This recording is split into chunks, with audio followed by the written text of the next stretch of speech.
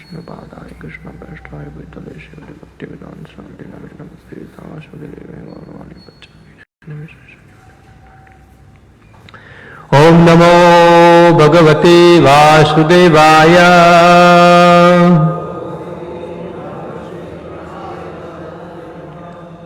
ओम नमो भगवते वासुदेवाय।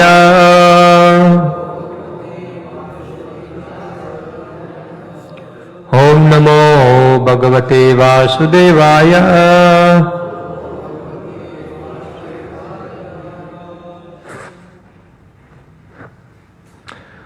ओम अज्ञानतिमिरन्धस्य ज्ञानाञ्जनशलाकया चक्षुरुन्मिलितं येन तस्मै श्रीगुरुवे नमः।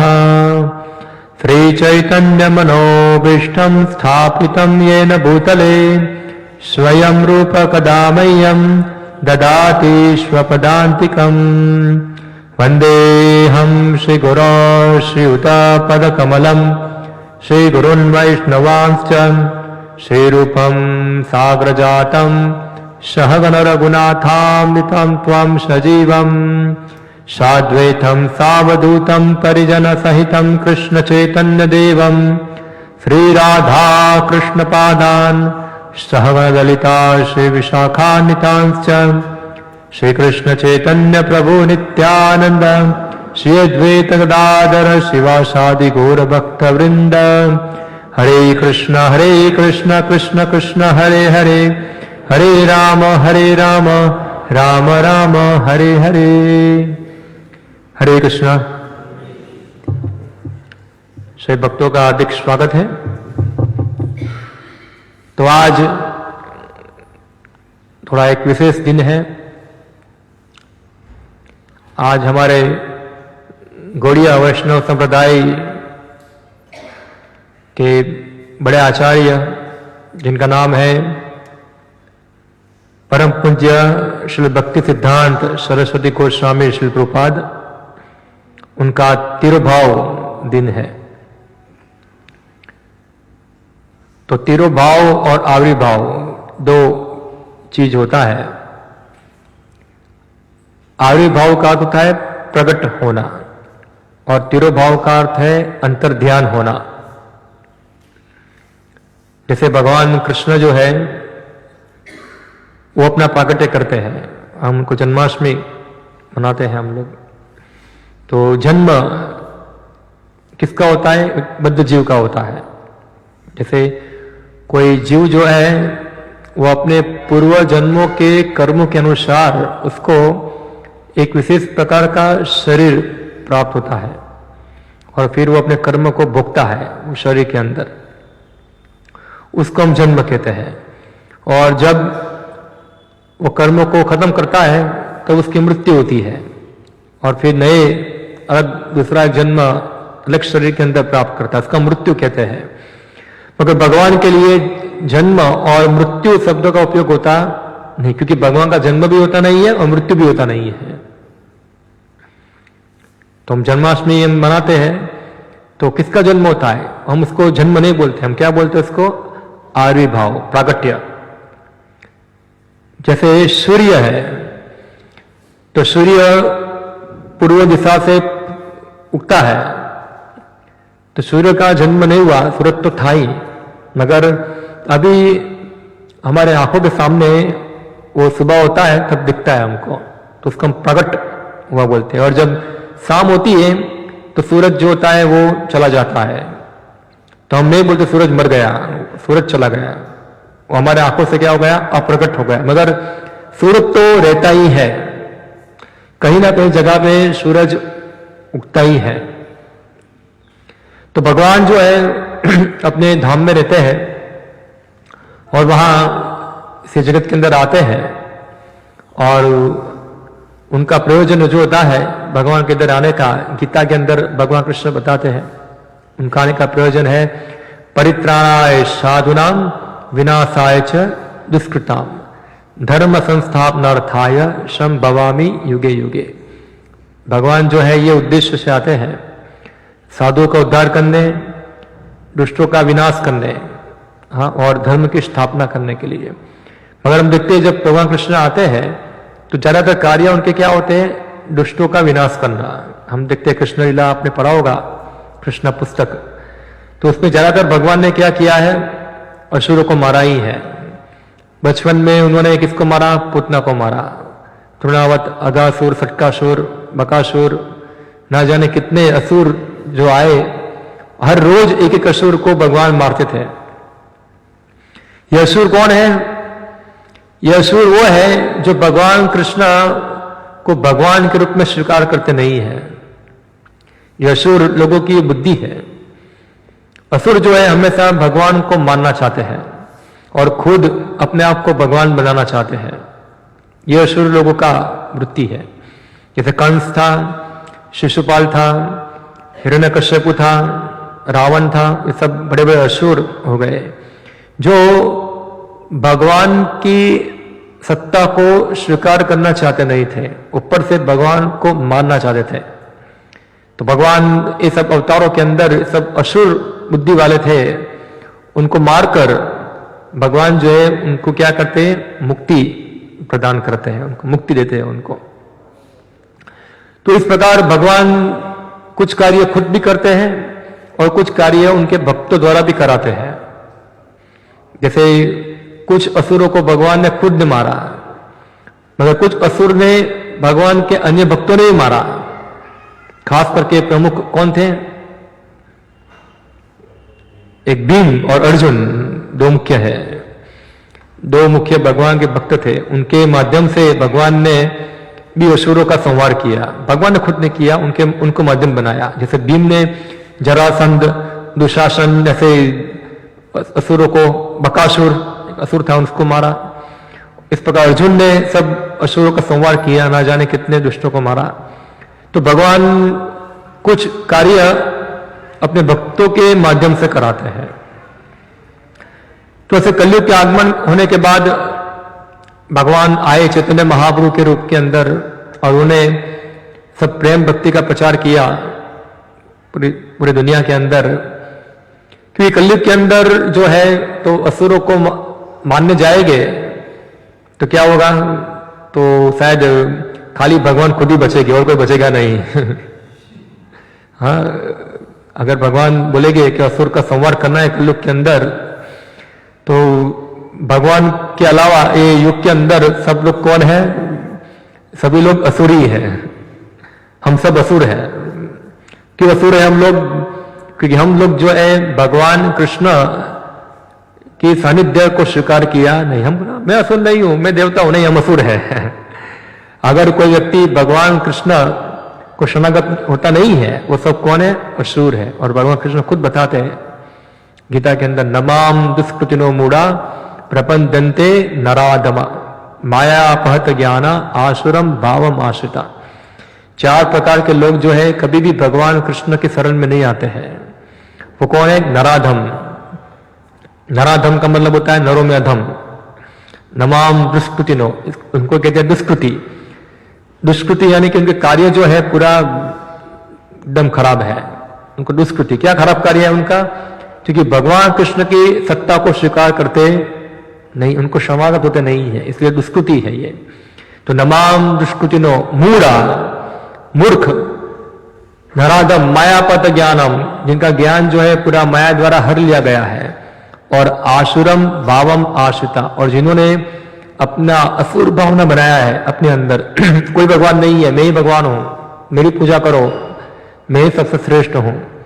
तो ये सब असुर जो होते हैं वो कभी भी भगवान कृष्ण को स्वीकार करते नहीं। तो कलयुग में सभी लोग क्या है, असुरी है। कोई बड़ा असुर है, कोई छोटा असुर है, मगर ये सब भावना जो है सबके अंदर है कि सब लोग क्या असुर भावना है, सब लोग जो है जगत के अंदर इंद्र तृप्ति करना चाहते हैं।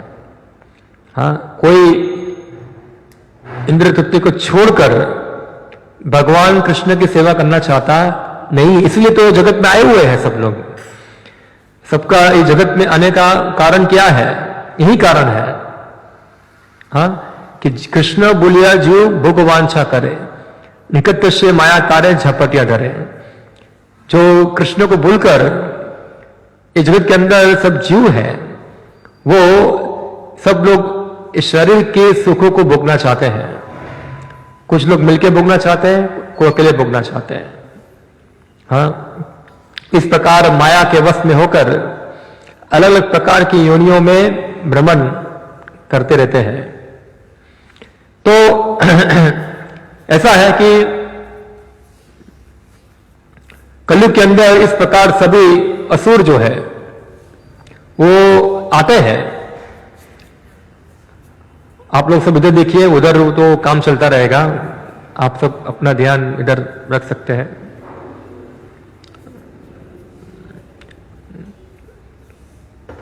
सुनिए ध्यानपूर्वक। तो कलयुग के अंदर भी असुर आते हैं और असुर लोग जो है वो अपनी आसुरिक प्रवृत्ति प्रदर्शित करते हैं। किस प्रकार से? तो भगवत भक्ति के विरुद्ध को सिद्धांत को प्रचारित कर कर इस प्रकार से अपनी आसुरिक वृत्ति को वो दिखाते हैं। तो आप बोले कलयुग में असुर कहां है? असुर है जो भक्ति मार्ग को दूषित करते हैं। हाँ, भक्ति मार्ग के अंदर गलत गलत भूल धारणाएं उत्पन्न करते हैं, गलत सिद्धांत स्थापित करते हैं, सत्य को डिस्टोर्ट करते हैं। ऐसे ये सब असुर जो है कई बार बड़ी बड़ी पुस्तकें लिखते हैं, कई बार गीता भाष्य भी लिखते हैं और इस प्रकार से लोगों को भगवान कृष्ण से दूर ले जाते हैं। हाँ, तो भक्ति सिद्धांत सरस्वती महाराज जो थे ऐसे ही एक आचार्य थे। जब कोई आचार्य प्रकट होते हैं वो भी भगवान जैसे ही मुक्त होते हैं, बल्कि वो भगवान नहीं है मगर भगवान जैसा वो कार्य करते हैं। उनका भी जन्म नहीं होता है, उनका क्या होता है? प्राकट्य होता है और वो भगवान का कार्य कर कर वापस अप्रकट हो जाते हैं। ये पृथ्वी से छोड़कर दूसरी जगह पे प्रकट होते हैं वहां। और जब भक्ति सिद्धांत सरस्वती महाराज प्रकट हुए थे उस समय में लोग जो थे तो आध्यात्मिक जीवन के अंदर बहुत सारी भूल धारणाएं लोगों के दिमाग में फैली हुई थी। आज भी फैली हुई है, आज भी है, ऐसा नहीं कि आज नहीं है। आज भी हम जाएंगे तो लोग जो है, जैसे हमारे भारत के अंदर आज का ये शब्द बहुत प्रचलित है, भक्ति। हाँ, सब लोग जानते हैं भक्ति शब्द को, बहुत फेमस है। करीबन 30-40 साल से ज्यादा फेमस हो गया है भक्ति शब्द। भक्ति करना चाहिए, ये करना चाहिए, मगर भक्ति का अर्थ क्या है वो कोई जानते नहीं है। कोई बोलता है मैं देश की भक्ति करता हूं, कोई बोलता है मैं माता पिता की भक्ति करता हूं, कोई बोलता है मैं साईं बाबा की भक्ति करता हूं या तो कोई देवता की भक्ति करता हूं, मगर ये वास्तव में भक्ति नहीं है। और आचार्य का उद्देश्य होता है वास्तविक भक्ति को स्थापित करना।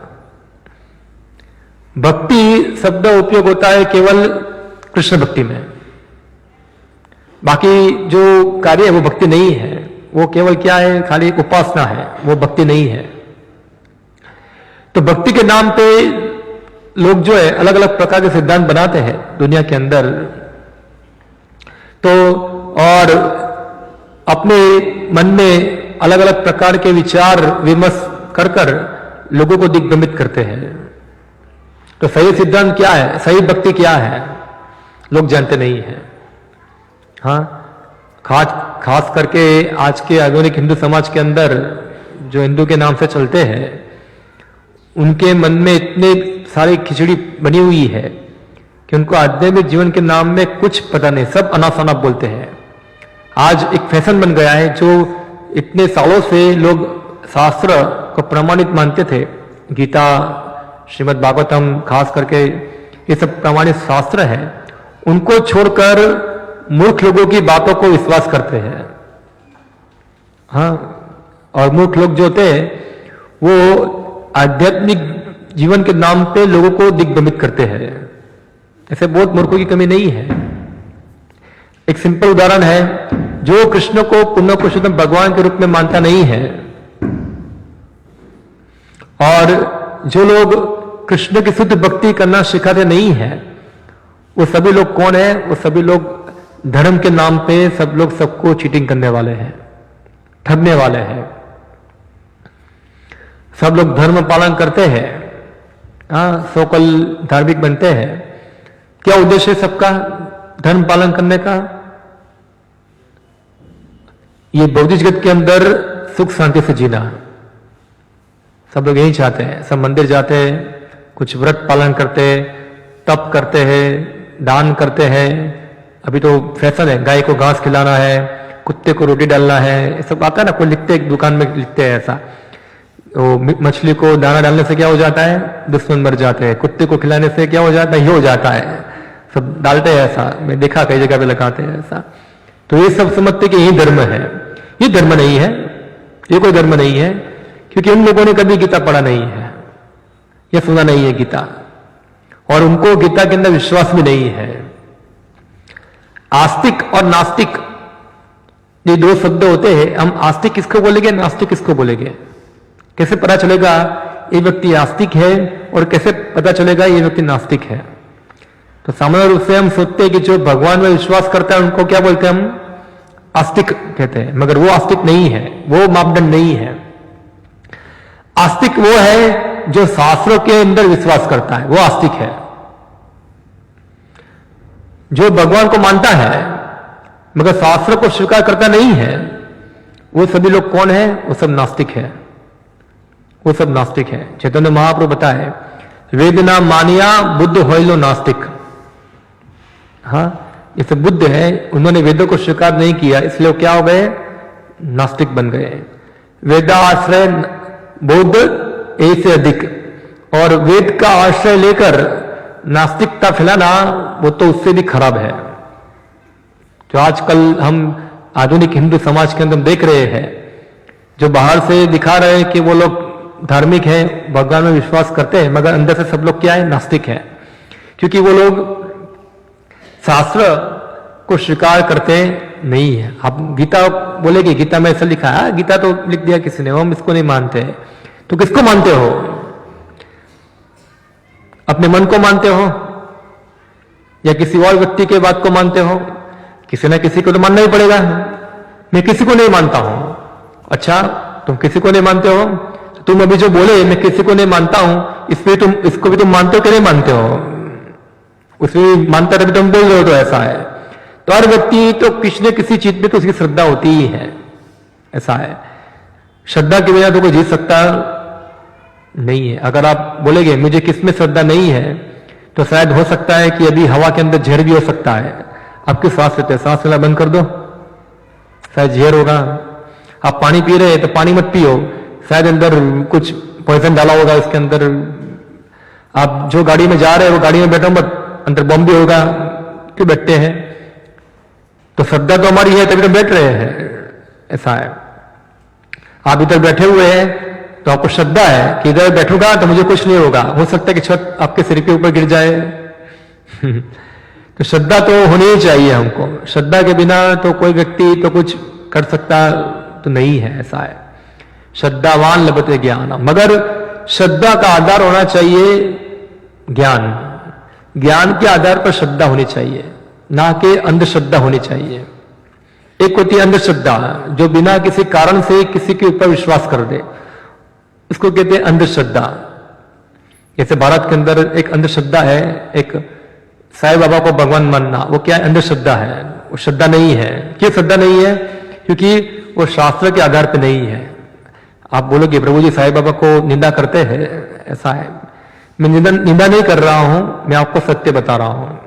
ऐसा है कि ठीक है वो साधु हो गए हैं, कोई मुस्लिम साधु हो गए, ऐसा है, मगर शास्त्र के अनुसार तो वो तो कोई भगवान नहीं है। क्योंकि अगर उनके पर विश्वास करना है तो शास्त्र के ऊपर से विश्वास करके उन पर विश्वास करना पड़ेगा। मगर कोई व्यक्ति शास्त्र को मानता नहीं है और बोलता है मेरी श्रद्धा साईं बाबा या तो कोई अन्य कोई बनावटी भगवान के अंदर है, तो उसकी श्रद्धा वो श्रद्धा नहीं है, वो क्या है? अंधश्रद्धा है, वो अंधश्रद्धा है।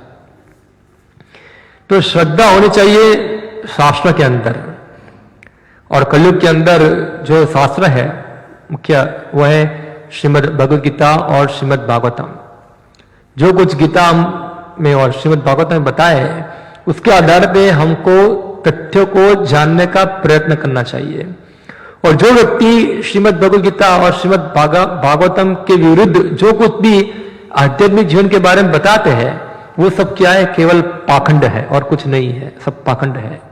तो ये है हमारा आधार सत्य को जानने का। तो भक्ति सिद्धांत सरस्वती ठाकुर जो थे उस समय के अंदर ऐसे ही गुरु थे। उस समय के अंदर वैष्णव धर्म के अंदर इस प्रकार से बहुत सारा पाखंड हो गया था। हाँ, सब दुराचार कर रहे थे और इस पाखंडियों को अलग करके सच्चे वैष्णव धर्म को स्थापित करने के लिए हाँ भक्ति सिद्धांत सरस्वती महाराज जो थे उन्होंने खूब जोरदार कठोर प्रचार किया।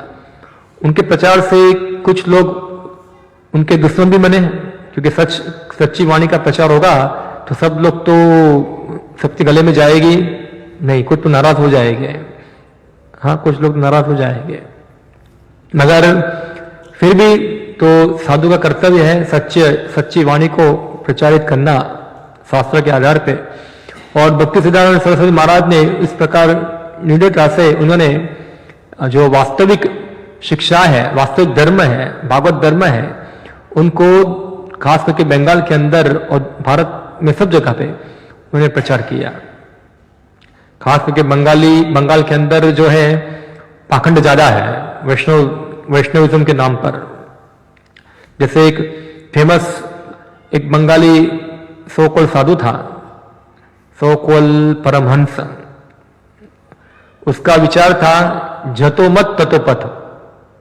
बहुत फेमस प्रचार था उसका, अब सुना होगा आप लोगों ने, जतो मत ततो पथ। जतो मत यानी कि जितने भी पथ है, सब मत है, वो सब एक ही है, इसमें कोई विरोधाभास नहीं है।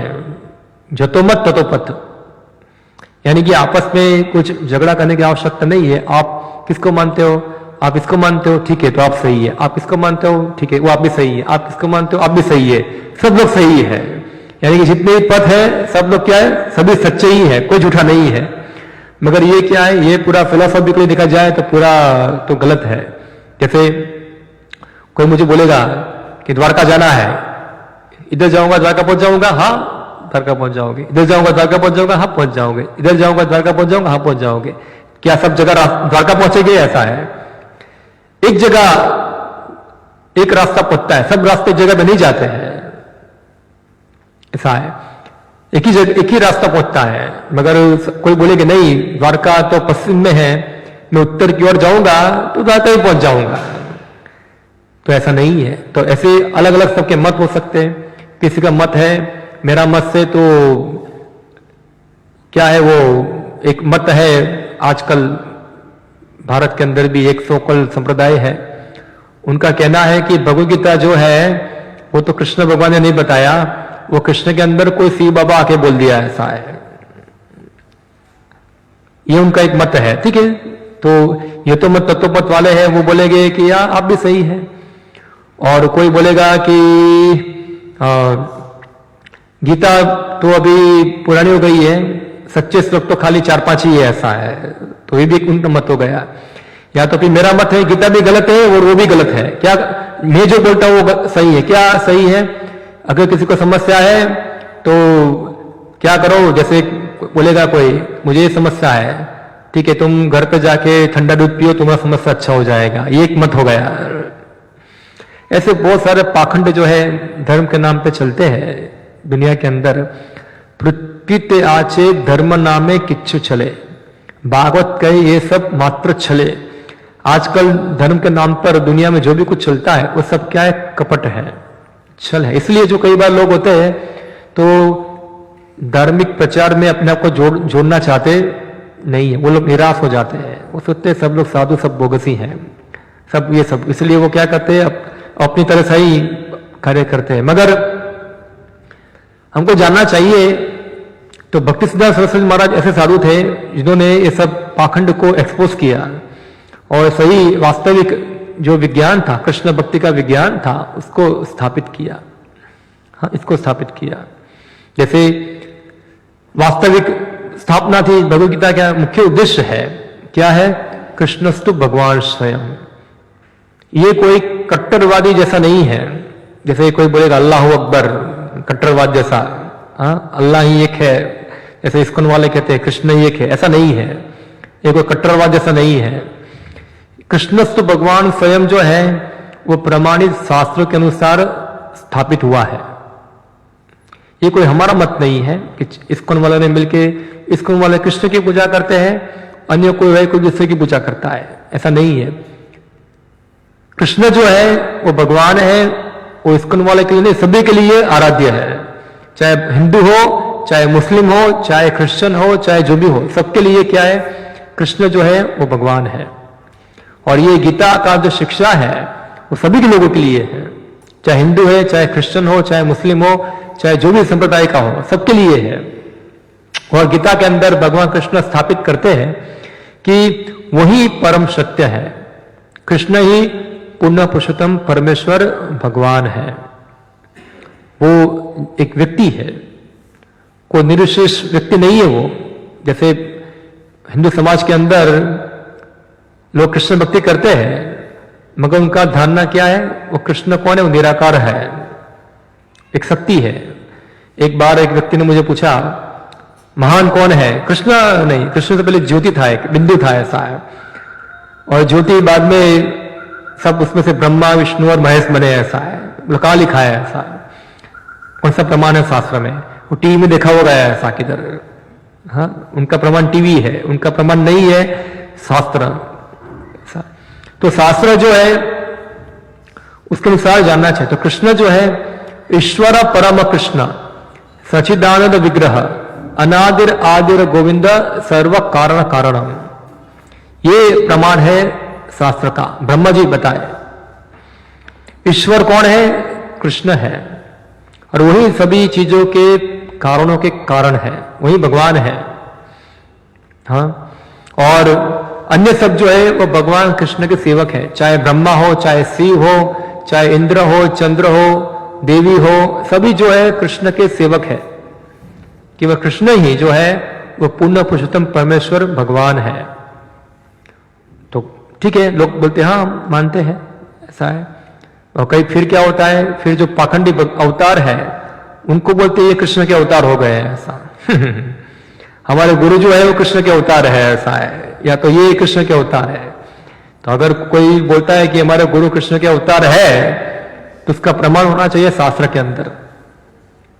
हाँ, जैसे हम भगवान के मुख्य अवतार है राम आदि मूर्ति सुकला नियम तिष्ठन नाना अवतार भुवनेषु किंतु।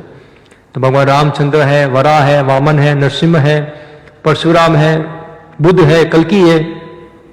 ये सभी अवतारों का वर्णन तो श्रीमद् भागवतम में पाया जाता है, और हम उनको भगवान कृष्ण के अवतार के रूप में स्वीकार करते हैं क्योंकि शास्त्र में उसका प्रमाण है।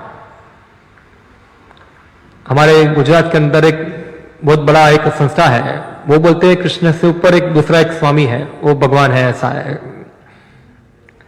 क्या प्रमाण है? बस यही प्रमाण है क्योंकि हमारे पास बड़े बड़े मंदिर है इसलिए क्या है वो भगवान हो गए, ऐसा है। यही प्रमाण, हजार लोग मंदिर में आते हैं, यही प्रमाण है। चाहे हजार लोग मंदिर में जाए या कोई मंदिर में ना जाए, उससे भगवान को कोई फर्क पड़ने वाला तो नहीं है। अगर पूरी दुनिया जो है कृष्ण को भगवान रूप में स्वीकार ना करे, फिर भी जो है कृष्ण तो भगवान ही रहने वाले हैं, उससे कुछ फर्क पड़ने वाला नहीं है। तो ऐसे आजकल हम देखते हैं कलयुग के अंदर लोग जो है ऐसे पाखंडी अवतार बनाते सबको।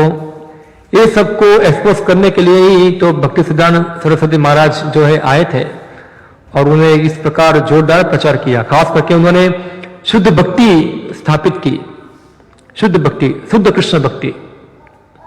हाँ, खास करके भक्ति के दो दुश्मन जो है, एक है मायावाद और एक है सहजिया। मायावाद जो है भक्ति का शत्रु है। जैसे मायावाद की तुलना की जाती है पुतना के साथ। तो पुतना जो थी वो भगवान कृष्ण के पास आई थी, क्या बन के आई थी? माता बन के। लग रहा है कि भगवान कृष्ण की वो बहुत सेवा कर रही है, दूध पिला रही है, मगर पुतना का उद्देश्य क्या था? भगवान कृष्ण को मार देना। खत्म कर देना। तो कई बार लोग कृष्ण भक्ति भी करते हैं, कीर्तन करते हैं, हाँ, गीता पाठ करते हैं, पूजा करते हैं, सब कुछ करते हैं, मगर उद्देश्य क्या होता है उनका ये सब करने का? अंत में भगवान खुद बन जाना, भगवान में लीन हो जाना, ये उनका उद्देश्य होता है कि हम भक्ति करेंगे तो क्या हो जाएंगे, हम भी भगवान के अंदर लीन हो जाएंगे और हम भी क्या बन जाएंगे? भगवान बन जाएंगे। तो ये से लोग जो है वो सब पुतना की तरह है जो भगवान को खत्म करना चाहते हैं, ऐसा है। तो हम भारत के अंदर देखते हैं लोग भक्ति करते हैं, सब भक्ति करते हैं, मगर उनका उद्देश्य क्या होता है? आप पूछो आप भक्ति क्यों करते हो, उनको पता नहीं है क्या उद्देश्य है भक्ति करने का। हाँ, क्या उद्देश्य है उनको पता नहीं है कि भक्ति करने का उद्देश्य क्या होना चाहिए? भगवान कृष्ण की सेवा। अभी थोड़ा बैठ जाइए, सबका डिस्टर्ब हो रहा है। प्रभु हरे कृष्णा, सब लोग आपको देख रहे हैं, आप सुनिए। तो जो भक्ति करने का उद्देश्य है, ऐसा है, वो लोग जानते नहीं है। सोचते भक्ति करने का उद्देश्य है भगवान में लीन हो जाना, या तो भगवान से क्या प्राप्त करना? कुछ वरदान प्राप्त करना। हाँ, कि भगवान जो है हमको धन देंगे, पैसा देंगे, हमको सुख शांति देंगे। ये सब चीजों के लिए जो भक्ति करते हैं वो वास्तव में भक्ति नहीं है, वो भक्ति नहीं है। इसलिए भक्ति सिद्धांत सरस्वती महाराज ने वास्तविक भक्ति उन्होंने प्रचारित की, जो चैतन्य महाप्रभु ने रूप गोस्वामी के द्वारा स्थापित किया। तो वास्तविक भक्ति जो है वो श्रीमद् भागवतम में स्थापित है। हाँ, अहेतु की अप्रतीयता, अनिय अभिलाषिता शून्यम, ज्ञान कर्मादि अनावृतम, आनो कुलीन कृष्णानुशीलनम भक्ति उत्तम। यह है शुद्ध भक्ति। अनिय अभिलाषिता शून्यम, सभी प्रकार की भौतिक इच्छाओं को छोड़कर, 1% भी भौतिक इच्छा होनी चाहिए नहीं, सभी प्रकार की भौतिक इच्छाओं को छोड़कर ज्ञान कर्मादि अनावृतम, ना कि भक्ति करना है मुक्ति प्राप्त करने के लिए। हाँ, लोग सोचते हैं कि भक्ति करके मुक्ति मिल जाएगी, नहीं, वही भक्ति नहीं है। हाँ, या तो फिर भक्ति से कुछ वर प्राप्त करने के लिए, तो भक्ति होती है आनुकूल्यन कृष्ण अनुशीलनम, केवल भगवान कृष्ण को प्रसन्न करने के लिए, उनकी संतुष्टि के लिए, उनकी प्रसन्नता के लिए। और जो भक्ति जो है वो होनी चाहिए सिद्धांत के अनुसार। भक्ति सिद्धांत सरस्वती नाम जो है, ये नाम स्थापित करता है कि भक्ति जो है वो सिद्धांत के अनुसार होनी चाहिए। भक्ति सिद्धांत के विरुद्ध भक्ति जो है वो होनी चाहिए नहीं। इसलिए रूप गोस्वामी ने भक्ति रसाओं सिंधु पुस्तक लिखी है, और ये पुस्तक के अंदर उन्होंने भक्ति के जो वास्तविक सिद्धांत जो है वो उन्होंने स्थापित किया है, जिसमें ये श्लोक, बाहर जाके बात कीजिए। हरे कृष्णा, फोन पे वो माता जी बात कर रहे हैं।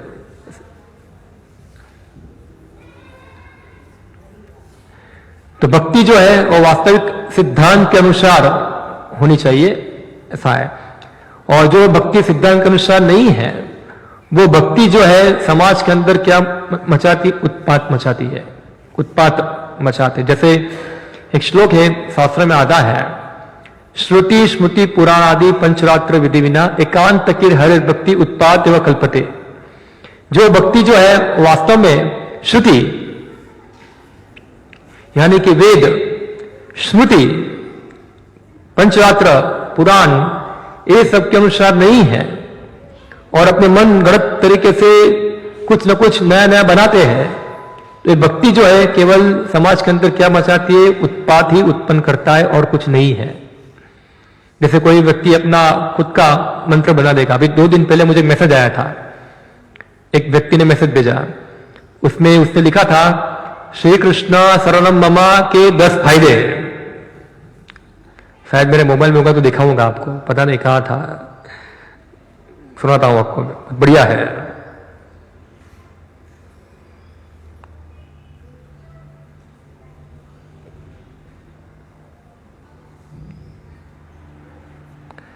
उसने लिखा, मुझे श्री कृष्ण शरण ममा उच्चारण करने के 10 फायदे। क्या फायदे हैं? तो उस श्री कृष्ण शरणम मम का जप करने से TX वाइब्रेशन होता है और थायराइड प्रॉब्लम दूर हो जाता है। तो कोई व्यक्ति अगर ये सब करने के लिए श्री कृष्ण शरणम मम जप करता है तो बहुत बड़ा पाखंडी है वो, ये इसका उद्देश्य नहीं है। श्री कृष्ण शरणम मम जप करने से घबराहट चली जाती है। सब मोबाइल ऑफ कीजिए ना, यानी कि अगर आपको डर लगता है तो श्री कृष्ण शरणम मम से आपका घबराहट चला जाएगा। श्री कृष्ण शरणम मम से मानसिक शांति, टेंशन, स्ट्रेस चला जाता है। ये भी इसका उद्देश्य नहीं है। श्री कृष्ण शरणम मम से ब्लड सर्कुलेशन चालू हो जाता है, अच्छा, हार्ट अटैक से बच जाते हैं, पाचन शक्ति बढ़ती है, फेफड़ा को ऑक्सीजन ज्यादा मिलता है, थकान दूर हो जाता है, ऊंघ अच्छी आती है। ये सब पाखंड है, ये सब पाखंड है। ये भले ही ये करोड़ों जन्म तक हरे कृष्ण मंत्र का जप करे, श्री कृष्ण का नाम ले, उससे कुछ फायदा होने वाला उनको नहीं है, कुछ फायदा होगा नहीं। क्योंकि भगवान का नाम जो है, अगर व्यक्ति करोड़ों जन्म तक अपराध युक्त लेगा, उससे उसको कुछ फायदा होगा नहीं। भगवान कृष्ण जो है हमारी भौतिक इंद्र तृप्ति करने की वस्तु नहीं है। भगवान का नाम लिया जाता है भगवान को प्रसन्न करने के लिए, उनको संतुष्ट करने के लिए। हम बोलते हैं हरे कृष्णा, पैसा दे दो, हरे कृष्णा, तो वो हरे कृष्ण नहीं है। वो जब बोले मुंह में से हरे कृष्ण बोल रहा है, मगर अंदर क्या चल रहा है? पैसा पैसा पैसा, ये सब चल रहा है। तो भले ही कितनी माला कर दे, 16 माला करे, 64 माला कर दे, 200 माला कर दे, माला घिस घिस के काली हो जाएगी, टूट जाएगी, फिर भी उसको कृष्ण की भक्ति प्राप्त होगी नहीं। तो भगवान का नाम जो है कोई भौतिक सुविधा के लिए जप नहीं होना चाहिए। हाँ, बहुत सारे लोग बोलते कीर्तन करते हैं, हाँ कीर्तन में थोड़ा क्या है, थोड़ा कसरत हो जाता है ना, अच्छा रहता है थोड़ा। तो अगर वो कसरत करने के लिए कीर्तन करता है तो भले ही पूरा जीवन कीर्तन करे, उससे उसको कृष्ण प्रेम प्राप्त होगा, कृष्ण भक्ति प्राप्त होगी नहीं। कीर्तन जो है वो कसरत करने के लिए नहीं है। ऐसे बहुत सारे लोग हैं जो भक्ति को भौतिक चीजों को साथ उसकी तुलना करते हैं। चैतन्य चरितामृत में बताते हैं, अगर कोई व्यक्ति सोचता है कि एक बार हरे कृष्ण महामंत्र का जप करने से हजार अश्वमेध यज्ञ करने जैसा फल मिलता है, ऐसा कोई मानता है, वो व्यक्ति नरक में जाएगा। व्यक्ति कहां जाएगा? नरक में जाएगा। कि भगवान की नाम को कभी भी कर्मकांड के साथ तुलना करनी चाहिए नहीं। उनका नाम जो है वो दिव्य है, उनको भौतिक दराफल पे कभी ले आना चाहिए नहीं। तो शुद्ध भक्ति यही है, कृष्ण की प्रसन्नता के लिए उनकी सेवा करना। हाँ, अगर कोई व्यक्ति भक्ति करता है, मंदिर में आता है, जप करता है, सेवा करता है, मगर उसका उद्देश्य नहीं है कृष्ण को प्रसन्न करना, उद्देश्य है कुछ अलग, भगवान से वर प्राप्त करना, मुक्ति प्राप्त करना, दुखों से मुक्त होना, ये सब जो है वो शुद्ध भक्ति नहीं है। शुद्ध भक्ति नहीं है, वो शुद्ध भक्ति से बहुत दूर है। शुद्ध भक्ति क्या है? तो केवल और केवल सभी प्रकार की इंद्रिय तृप्ति को छोड़कर मात्र और मात्र भगवान कृष्ण की सेवा करने का कार्य करना। हाँ, मैं 16 माला करता हूं, फिर क्या करता हूं? फिर टीवी देखता हूं, वो शुद्ध भक्ति नहीं है। टीवी देखना शुद्ध भक्ति नहीं है। भगवान कृष्ण नहीं बोले कि टीवी देखो तुम, खाली 5 मिनट देखता हूं टीवी, ज्यादा नहीं देखता हूं, तो वो तो शुद्ध भक्ति नहीं है। हाँ, तो शुद्ध भक्ति का मतलब है हमारा प्राण, मन, शरीर जो है, सभी जो है भगवान कृष्ण की संतुष्टि के लिए कार्य करना। सब कुछ कृष्णार्थ अखिल चेष्टा, सब कुछ कृष्ण के लिए करना, ऐसा है। तो ये शुद्ध भक्ति है। और ये शुद्ध भक्ति का प्रचार चैतन्य महाप्रभु ने रूप गोस्वामी के द्वारा कराया। और भक्ति सिद्धांत सरस्वती महाराज थे, वो उन्होंने शुद्ध भक्ति को फिर से उजागर किया और शुद्ध भक्ति के विरुद्ध में जो भी सिद्धांत थे उस सबको क्या क्या उन्होंने खंडन कर दिया उसका, और वास्तविक भक्ति जो है उनको स्थापित किया। उनके बहुत सारे शत्रु बने थे, क्योंकि भक्ति सिद्धांत सरस्वती महाराज स्पष्ट बोलने वाले थे, और स्पष्ट बोलने वाले किसी को अच्छे लगते तो नहीं है जनरली। खास करके प्रचार में ऐसा नहीं कि स्पष्ट बोलते मीन्स शास्त्र का आधार देके बोलते थे, ऐसा नहीं खाली फैनाटिक कि मैं ऐसा ही, तुम गलत हो, ऐसा ऐसा नहीं, पूरा शास्त्र का प्रमाण देकर हर वो श्लोक कोट करते थे शास्त्रों के। सामने वाला जो सुनता था, इस जगह पे एक वर्णन है, एक सभा के अंदर जाति ब्राह्मण लोग थे, उन्होंने विरोध किया वैष्णव का, वैष्णव को वो, तो उन्होंने पूरा एक शास्त्र से उन्होंने एक पूरा एक निबंध तैयार किया, और जब उन्होंने वो निबंध का प्रचार किया, वहां बैठने वाले जो सुन रहे थे वो सब बैठे बैठे सबकी सीट के ऊपर उन्होंने टट्टी कर दिया और पेशाब कर दिया। मैं गलत नहीं बोल रहा हूं, सच में ऐसा हुआ। इतने सारे शास्त्रों के प्रमाण निकाले उन्होंने सब जगह से, और ऐसा नहीं कि मिसकोट किया, एक्जेक्टली उसको स्थापित किया पूरा। वो सुनने वाले थे वो सब तो वहां बैठे बैठे ही किया गया, उनको पेशाब हो गया, उनको संदस हो गई वहां, ऐसा है। तो क्योंकि उन्होंने सही रूपाणु के सिद्धांत जो है उन्होंने स्थापित किए थे वहां। तो ये भक्ति सिद्धांत सरस्वती महाराज इस प्रकार चले गए, और उनके शिष्य श्री प्रभुपाद ने फिर वही उनके आदेश के अनुसार उन्होंने पाश्चात्य जगत के अंदर कृष्ण भक्ति को स्थापित किया, और आज इस्कॉन के माध्यम से ये चल रहा है। आज भी अगर हम उसको यथारूप पालन करें तो ऐसा, अगर हम भी पालन नहीं करेंगे तो हम भी पाखंडी बन जाएंगे, ऐसा है, हम भी वही कैटेगरी में आ जाएंगे। तो इसलिए हम भक्ति सिद्धांत सरस्वती महाराज के उपदेश जो है वो श्री प्रभुपाद के उपदेश से भिन्न है। अगर कोई व्यक्ति वास्तव में कृष्ण भक्ति में आगे बढ़ना चाहता है तो उनको चाहिए कि वो ये महान महान आचार्य के द्वारा जो रचित ग्रंथ है, उनके उपदेश है, शास्त्र जो है, उनको नियमित रूप से अध्ययन करे, समझे क्या है, हर चीज को समझे। एक बार एक कथा आती है चैतन्य चैतन्यबोध के अंदर। एक बार एक वैष्णव कवि था, वैष्णव नहीं था, कवि था, बंगाल से आया था। उसने चैतन्य महाप्रभु के लिए एक कविता लिखी थी और सब भक्त को सुनाया, सब लोगों ने बहुत वाहवाह किया उसका। मगर वो कविता जो था वो चैतन्य महाप्रभु को सुनाना चाहता था। तो नियम ये था कि चैतन्य महाप्रभु को सुनाने से पहले ये कविता जो है उनके सचिव स्वरूप दामोदर, उनको सुनाना होता है। अगर वो रेकमेंड करते हैं बाद में चैतन्य महाप्रभु को सुना सकते हैं। तो स्वरूप दामोदर को पता चल गया था कि कवि में गड़बड़ी है, कुछ गड़बड़ी है। मगर फिर भी भक्तों ने ज्यादा उनको अनुरोध किया तो उन्होंने बोला ठीक है, बुलाओ उसको सुनने के लिए।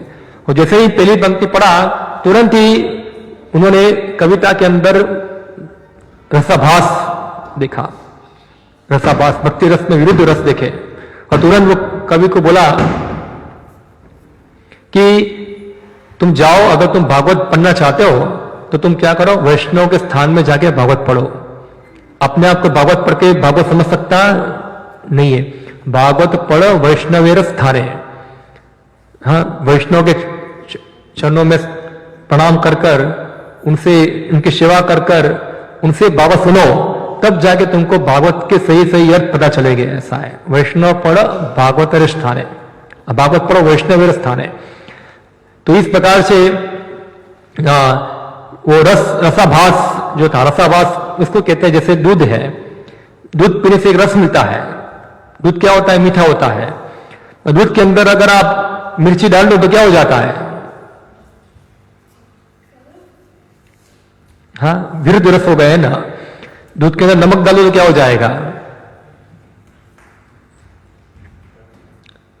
पूरा विरुद्ध हो जाएगा। जैसे उदाहरण देता हूं, कोई बोलेगा, जैसे हम बोलते सीताराम बोलते हैं, कोई बोलेगा राधा राम, वो क्या हो जाएगा, वो रसाभास है। वो लगता है कि भगवान का नाम है मगर क्या है, पूरा विरुद्ध रस है। हाँ, तो ये सब रसाभास जो है वो भक्ति के विरुद्ध है। और भक्ति सिद्धांत सरस्वती महाराज ने वास्तविक रस जो है, भक्ति जीवन है, उनको स्थापित किया। और श्री प्रभुपाद ग्रंथों में सब मौजूद है, खास करके उनकी भगवद गीता, यथारूप और श्रीमद् भागवतम, चैतन्य चरितामृत, ये सब पुस्तकों के अंदर उन्होंने ये सब विस्तार से उसका वर्णन किया है। तो अगर हम भक्ति में आगे बढ़ना चाहते हैं तो हमको टाइम निकालकर ये पुस्तकों का अध्ययन करना चाहिए वैष्णवों के सानिध्य में।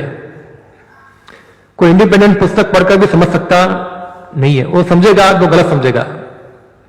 वैष्णवों के सानिध्य में, भक्तों के सानिध्य में शास्त्रों का अध्ययन करना चाहिए, ऐसा है। और इस प्रकार से हम वास्तविक भक्ति जो है उसका अर्थ समझ पाएंगे। और हम शुद्ध भक्ति में अग्रसर हो गए। वरना क्या होगा, हमारी भक्ति जो है, हमको लग रहा है कि हम भक्ति कर रहे हैं, मगर वो भक्ति नहीं होगी। हमको मानसिक में ऐसा लगेगा हम भक्ति कर रहे हैं, मगर वो रूप गोस्वामी से भक्ति सिद्धांत सरस्वती महाराज प्रभुपाद द्वारा स्वीकृत नहीं है, भक्तों द्वारा स्वीकृत नहीं है वो, ऐसा है। इसलिए हमको चाहिए कि हम भक्ति सिद्धांत को समझें। भक्ति सिद्धांत क्या है? हाँ, जब तक हम भक्ति सिद्धांत समझेंगे नहीं, तब तक हम अनर्थ से छूटेंगे नहीं। भक्ति सिद्धांत सरस्वती महाराज एक पंक्ति में लिखते हैं, सिद्धांत आलस जन अनर्थ छाड़ना। अगर हम भक्ति के सिद्धांत समझने में आलस करते हैं तो हम कभी भी भक्ति के अनर्थ से मुक्त हो पाएंगे। अनर्थ क्या है? अनर्थ वो है जो हमारे भक्ति के बीच में बाधा उत्पन्न करते हैं, ये सब अनर्थ है। काम, क्रोध, लोभ, मोह, मत्सरी, ये सब अनर्थ है। हाँ, ये सब अनर्थ कब जाएंगे? कोई व्यक्ति बोलता है मैं हरे कृष्ण मंत्र जप करता हूं, अनर्थ चले जाएंगे? हाँ, चले जाएंगे, अगर वो सिद्धांत युक्त होगा तो। अगर सिद्धांत विरुद्ध जप करता है तो चाहे कितने जन्मों तक वो जप करे, उसके अनर्थ दूर हो गए। यदि बहु जन्म करिले श्रवण कीर्तन तबु न पाए कृष्ण नाम में प्रेम धन। जन्मों जन्मों तक वो श्रवण कीर्तन करेगा, अगर वो अपराध युक्त है तो वो कृष्ण प्रेम प्राप्त कर पाएगा नहीं। इसलिए व्यक्ति को चाहिए कि प्रामाणिक तरीके से समझे, सुने और गंभीर होना चाहिए। हमारा हृदय में सिंसियरिटी होनी चाहिए, जिज्ञासा होनी चाहिए, गंभीर होना चाहिए। हमको भगवान को प्रार्थना करना चाहिए, आचार्यों को प्रार्थना करना चाहिए, भक्तों को प्रार्थना करना चाहिए कि भगवान हमको शक्ति दो, आचार्य हमको बुद्धि दो, शक्ति दो। हम अयोग्य है, बुद्धि शक्ति हीन आमियति दीन करो मोर आत्मसात। हाँ, शक्ति बुद्धि हीन, मेरे अंदर शक्ति नहीं है, मेरे अंदर बुद्धि नहीं है, मैं मूर्ख हूं। हाँ, और कृपा करके आप जो है हमको सही मार्गदर्शन प्रदान कीजिए। तो इस प्रकार से जो दयनीय भाव से आचार्य को, भगवान को प्रार्थना करते हैं, तो उनकी कृपा से हम फिर सही सही भक्ति जीवन के बारे में समझ सकते हैं। तो ये भक्ति मार्ग जो है एक तरीके से बहुत आसान है और एक तरीके से बहुत कॉम्प्लेक्स भी है। आसान है, सिंपल है, कृष्ण भगवान है और हम उनके सेवक हैं और हमारा कर्तव्य है उनकी सेवा करना, सिंपल है। और मुश्किल क्या है? क्योंकि हम भगवान के सेवक बनने को तैयार नहीं है, हम भगवान के बॉस बनना चाहते हैं। भगवान तुम मेरा सेवक बनो, ऐसा है, मैं तुम्हारा सेवक ना बनूं, ऐसा है। ये ना सब इच्छा करते हैं, भगवान मेरी ये सेवा करो, मेरा ये काम पूरा कर दो, मेरा ये कर दो। हम भगवान कृष्ण की सेवा करना चाहते हैं और सेवा भी करना चाहते हैं तो कुछ आशा करते हैं उसके बदले में, भगवान तुम्हारी इतनी सेवा की, मेरे को ये दो। कुछ मिले या ना मिले, हमारा कर्तव्य है कृष्ण की सेवा करना। शुद्ध भक्त वही है जो हर परिस्थिति के अंदर भगवान की सेवा को छोड़ता नहीं है। संपदे विपदे, जीवन मरण है, चाहे सुख हो चाहे दुख हो, चाहे जीवन हो या मरण हो, चाहे स्वस्थ हो या बीमार हो, सभी परिस्थितियों में वो भगवान कृष्ण उनके प्राणनाथ रहते हैं, ऐसा है। तो ये शुद्ध भक्ति जो है वो भक्ति सिद्धांत सरस्वती महाराज ने स्थापित किया है। पुस्तक है, आप पढ़ सकते हैं, गुजराती में है, अगर कोई पढ़ना चाहता है। ये श्रील भक्ति सिद्धांत सरस्वती ठाकुर संक्षिप्त चरित्र है। अगर कोई थोड़ा बहुत कोई पुस्तक पढ़ा है, नए भक्तों के लिए नहीं है, जो नए नए हैं उनको शायद कुछ पता चलेगा नहीं, ऐसा है। जो एक दो बार गीता पढ़ चुके हैं और जो रेगुलर प्रवचन में आते हैं, सब सुनते हैं, हाँ, थोड़ा समझते हैं भक्ति जीवन के अंदर, वो लोग ये पुस्तक पढ़कर ज्यादा मार्गदर्शन प्राप्त कर सकते हैं। है हमारे पास कुछ, कितनी है? 5-6 है, 5-6 लोगों के लिए ही है, ज्यादा लोगों के लिए नहीं है ये।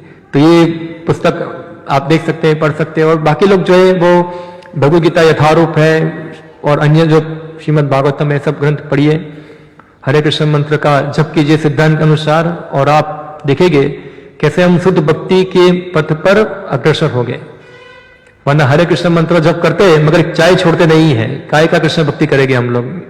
हाँ, हमारी चाय में आसक्ति है, हाँ, हमारी देवताओं में आसक्ति है, हमारी पैसों में आसक्ति है।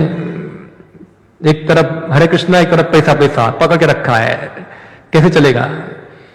अपने आप को भगवान कृष्ण को अर्पण करना चाहिए। हम भगवान कृष्ण के ही हैं, हम भगवान कृष्ण के, हमारा अस्तित्व भगवान कृष्ण से अलग नहीं है। इस जगत के अंदर हम कुछ साल के लिए रहने वाले हैं। एक दिन हमको घर छोड़ना है, हमको जाना पड़ेगा संसार छोड़कर। हाँ, ये वास्तविक स्थान, हमारा स्थान, वास्तविक स्थान ये नहीं है। एक स्थान कैसा है, क्षणिक है, टेम्पररी है। जैसे हम ट्रेन के अंदर ट्रैवलिंग करते हैं, एक कोच के अंदर हम रिजर्व कराते हैं एक हमारा बुगी या हमारा सीट, तो वह हम 10 घंटा 12 घंटा हम रुकेंगे, और 12 घंटा में कुछ बुगी में कुछ सामने सामने लोग, उनके साथ कुछ हम संबंध बनाएंगे। बाद में स्टेशन आएगा तो क्या हो जाएगा, सबको अपने स्टेशन पे क्या करना पड़ेगा, उतर जाना पड़ेगा। ऐसा है। तो यहां हम लोग हैं, कुछ समय के लिए हैं। आप आपके परिवार लोगों के साथ भी कुछ समय के लिए हैं, मैं भी यहां कुछ समय के लिए हूं। हम सब लोग जो है वो यहां परमानेंट रहने वाले नहीं है, हम कुछ समय के लिए यहां रहने वाले हैं। ऐसा है। तो इसलिए हमको जगत के साथ ज्यादा आसक्ति बनाने की आवश्यकता नहीं। और जगत का स्वभाव क्या है, दुखालयम अस्वास्थ्यम। इधर केवल दुखी और कुछ नहीं है, इधर सुख नहीं है। सुख है भगवान के धाम में है, उनके सेवा में है।